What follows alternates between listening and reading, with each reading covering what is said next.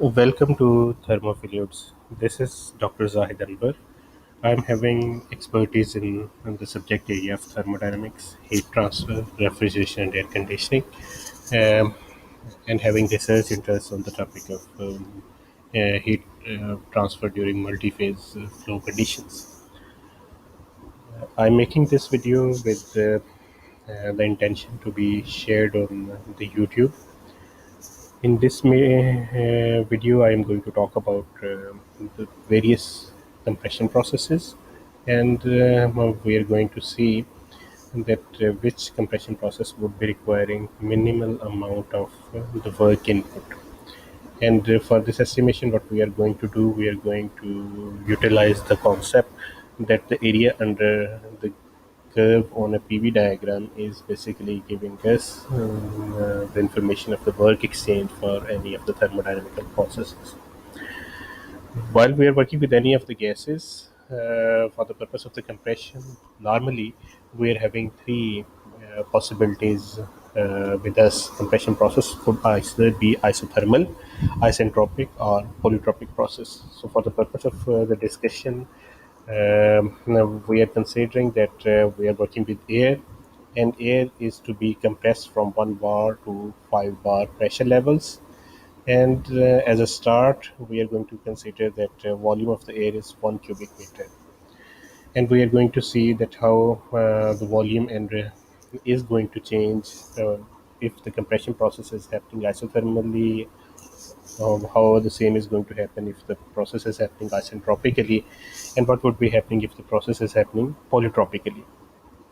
So, just to give you an idea about the nomenclature shown over here, this gamma is the ratio of the two specific heats, specific heated constant pressure and specific heated constant volume, while its exponent n is basically the polytropic index.